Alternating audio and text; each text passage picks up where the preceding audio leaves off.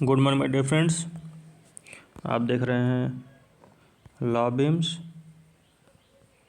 मैं आपका प्यारा मित्र CK यादव। अभी तक बहुत से स्टूडेंट ने मुझे मैसेज किया कि हिंदी में क्या पढ़ें सर, कहाँ से पढ़ें सर, ये सब क्लियर नहीं हो पा रहा, या कितना हम अटेंड करें कि हमें कम से कम 80% मार्क्स आसानी से ऑब्टेन हो सके। तो आज की वीडियो में हमारा जो टारगेट होगा वो 80% मार्क्स को लेकर होगा कि कैसे हम 80% मार्क हम आसानी से अटेंड कर सकते हैं बिना किसी परेशानी के। तो सबसे पहले मैं आपको बता दूं कि 30 नंबर आपका इस विद्यालय देता है और 20 नंबर आपका बहुविकल्पी MCQ होता है। बस आपको 50% राइट करके इसी में से आपको ऑप्टेन करने पड़ते हैं। तो आपका 50% तो यहीं से बन जाता है। सिर्फ 30% के लिए आपको मेहनत करना है और 30% नहीं बल्कि आपका 50 आउट ऑफ 50 आने वाला है। अगर आप मेरे चैनल पर नए हैं तो लाइक करिए, शेयर करिए और ज़्यादा से सब्सक्राइब करिए और अपने उन सभी मित्रों को भेजिए जो आज ये वीडियो देख करके अपने कम से कम यूपी बोर्ड के एग्ज़ाम के लिए काफ़ी ट्रेंडिंग होंगे। तो चलिए देखते हैं कि हमें पढ़ना क्या है। सबसे पहली चीज़ ये कि बहुत से लोग कन्फ्यूज्ड है कि हम क्या पढ़ें, इतने कम समय में कैसे अच्छा से अच्छा नंबर आए। तो उसके लिए आपको सबसे पहले क्या करना है बेटा, जो हिंदी गद्य और हिंदी पद्य का जो आपका संक्षिप्त परिचय है, ठीक है, क्या है संक्षिप्त परिचय, उन सभी को यदि आप पढ़ेंगे तो 5-5 नंबर आपके बहुविकल्पी में आते हैं। लेकिन आप सबको इसमें समय नहीं देना है क्योंकि आपके सबके पास समय बहुत कम है, इसलिए इसको आप ध्यान मत दीजिएगा, ठीक है। बस एक बार वैसे ही सरसरी नज़र से आप इसे ज़रूर पढ़ लीजिएगा, लेकिन इस पर ज़्यादा गौर मत कीजिएगा, अन्यथा आपका समय लॉस ही होगा और कोई प्रॉफिट भी नहीं होगी। इस समय हमें उस चीज़ों पर देखना है जो हमें मार्क्स ऑब्टेन करा सकते हैं या जिसके कारण हम मार्क्स ज़्यादा से ज़्यादा हासिल कर सकते हैं। तो सबसे पहली चीज़ हम लोग देखते हैं क्वेश्चन नंबर 3। जो क्वेश्चन नंबर 3 है बेटा, इसमें होता क्या है, सबसे पहले आप रस देख रहे हो ना, रस में आपको सिर्फ और सिर्फ करुड़ रस पढ़ना है। क्या पढ़ना है? करुड़ रस। सिर्फ आप लोगों को क्या पढ़ना है, फिर समझ लीजिए, आप लोगों को बस करुड़ रस पढ़ना है, ठीक है। और करुड़ रस के साथ उसमें आपको पढ़ना है उसकी एग्जाम्पल में आप वही लर्न करिएगा, हे खग मृग हे मधुकर श्रेणी तुम देखी सीता मृग नयनी, ठीक है। ये आपका करुड़ रस में आसानी से बैठ जाएगा और आसानी से आप लिख सकते हो और बहुत इजी भी है। या आपको जो भी उदाहरण याद हो आप वो उसमें लिख दीजिएगा, हे खग मृग हे मधुकर श्रेणी तुम देखी सीता मृग नयनी। और उसके बाद दूसरा बात करते हैं अलंकार की, ठीक है। तो रस में समझ आ गया, रस में हमें सिर्फ क्या पढ़ना है, सिर्फ और सिर्फ हमें करुड़ रस पढ़ना है, ठीक है बेटा। अलंकार की बात करें तो अलंकार में आप उपमा और रूपक, बस ये 2 अलंकार पढ़िएगा, ठीक है। क्या पढ़ना है? उपमा और रूपक। इसमें भी आपको बेटा उपमा और रूपक पढ़ना है, इसमें आपको उदाहरण सहित बताना है, ठीक है। उदाहरण सहित बताना है जिसके लिए आपको टोटल 2 नंबर ऑब्टेंट होंगे, ठीक है। तो ये चीज़ समझ में आई कि रस में हमें करुड़ रस पढ़ना है और अलंकार में उपमा और रूपक अलंकार पढ़ना है। और छंद में आप सब सिर्फ सोरठा पढ़िएगा। क्या पढ़िएगा? सोरठा। मतलब आप लोगों को पढ़ना क्या है, करुड़ रस, उपमा और रूपक, उपमा और रूपक और इसमें सोरठा, ठीक है। ये सब चीज़ आप अच्छे से लर्न कर लीजिए बिना किसी समय को गवाए, इसलिए आपको सबसे ज़्यादा मार्क्स ऑब्टेन कराएंगे, ठीक है बेटा। आगे बढ़ते हैं हम लोग हिंदी व्याकरण को लेकर के। हिंदी व्याकरण में आप सबको पढ़ना क्या है, पहले ये देखिए। हिंदी व्याकरण में सबसे पहले आप सब लोग को दिखाई दे रहा होगा उपसर्ग। उपसर्ग मतलब क्या होता है, पहले वो समझ लो। उप मतलब होता है आगे की तरफ, सर्ग मतलब लगा हुआ या जुड़ा हुआ। आगे की तरफ जो लगा हुआ शब्द होता है उसे हम उपसर्ग कहते हैं। मतलब ऐसे शब्द जो किसी अन्य शब्द के आगे लगा हो। जैसे अ में अपमान, उपसर्ग है ना, अनुपस्थिति, उपस्थिति में अनुपस्थिति जोड़ दिया गया बेटा। तो आप देख पा रहे हो ना, अनु, तो आगे वर्ड जो लगा रहेगा वो क्या कहलाता है, उपसर्ग। इतना समझ में आया। और उसके बाद दूसरा है प्रत्यय। प्रत्यय मतलब जो पीछे लगता है, पीछे मतलब ऐसे शब्द जो पीछे लगे, जैसे आई, त्व, ता, पन, वा, हट, वट। जैसे कड़वाहट,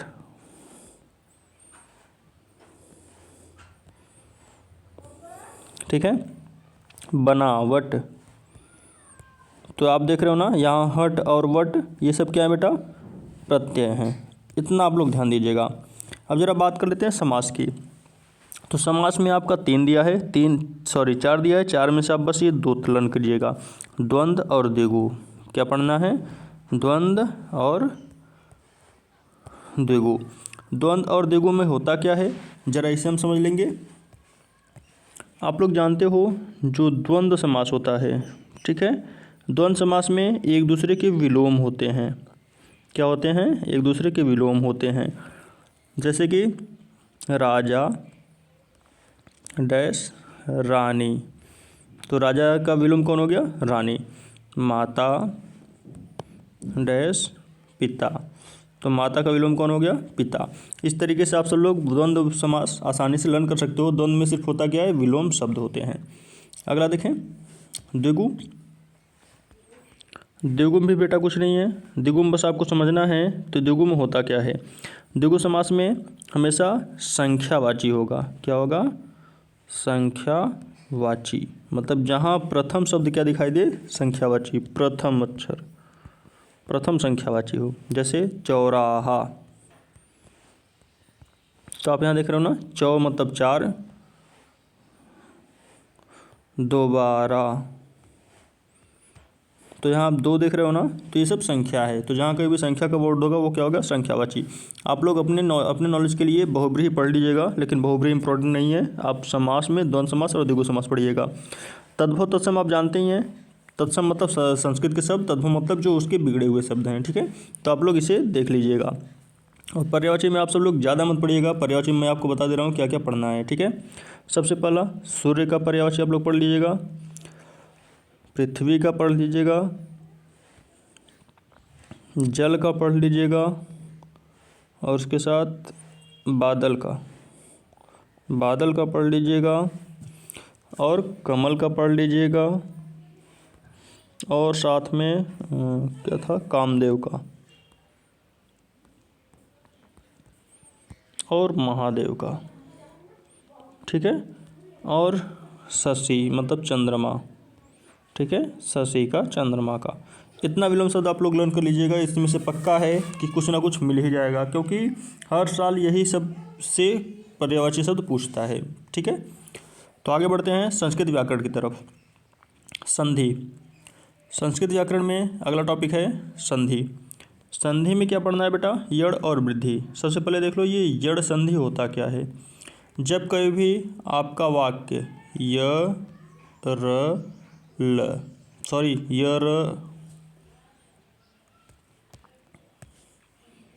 यड़ संधि की बात कर रहे थे, जिसमें य, व और र हो,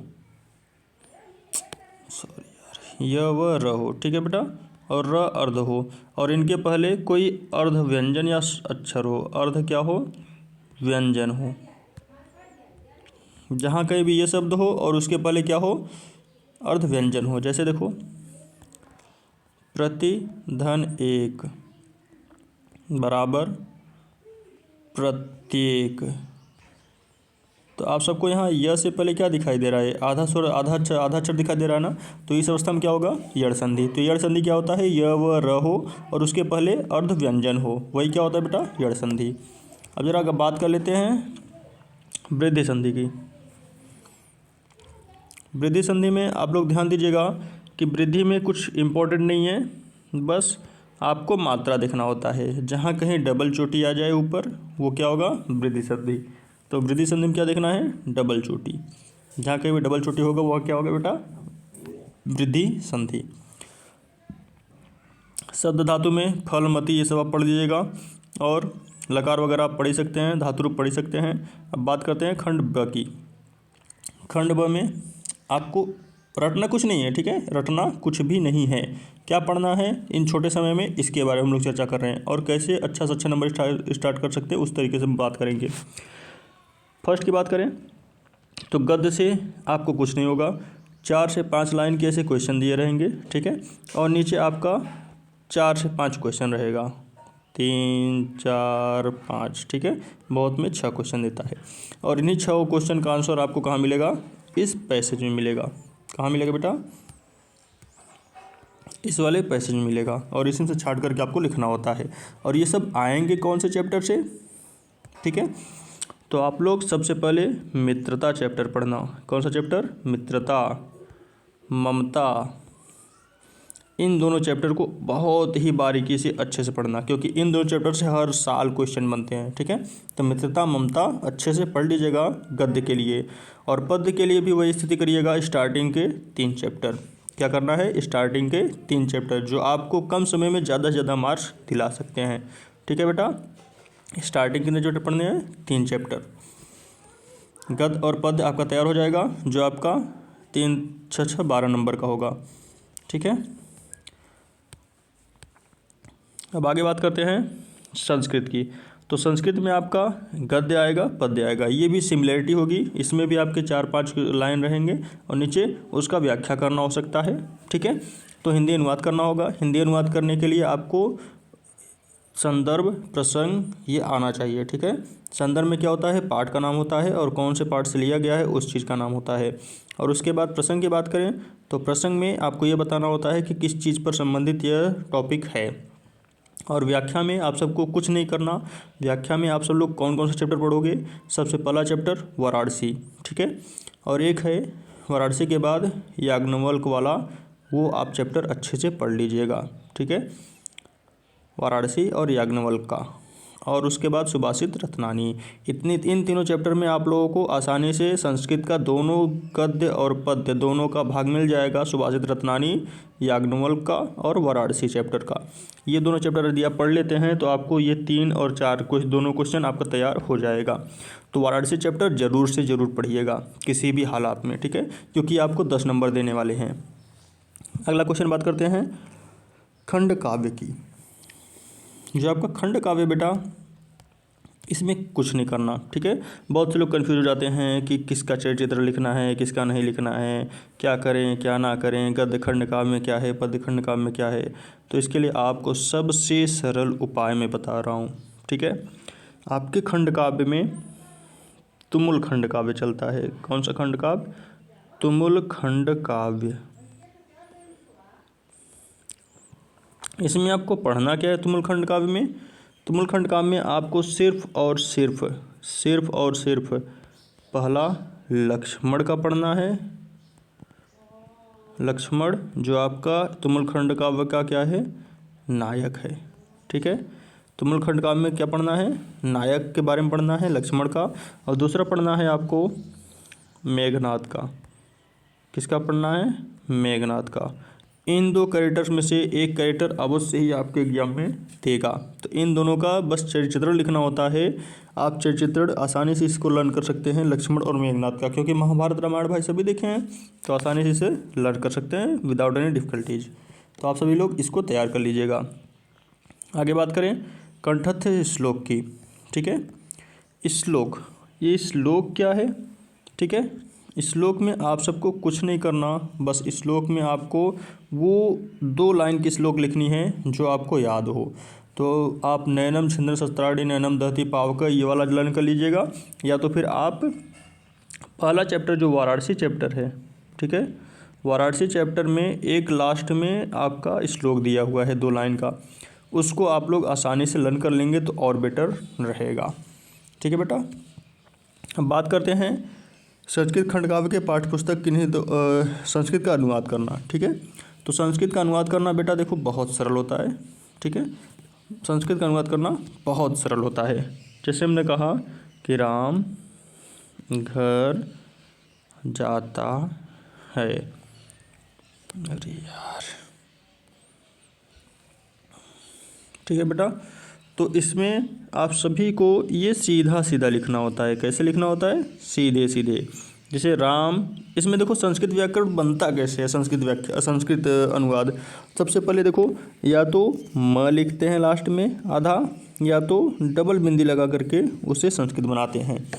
तो जैसे हमने यही आपको बताया, राम घर जाता है। ठीक है, तो इसको कैसे बनाना है? सबसे पहले राम है ना, तो नाम में हमेशा डबल बिंदी लगेगा। तो राम है, घर का सभी को पता है गृह होता है, म जोड़ देंगे गृहम, जाना का गच्छति।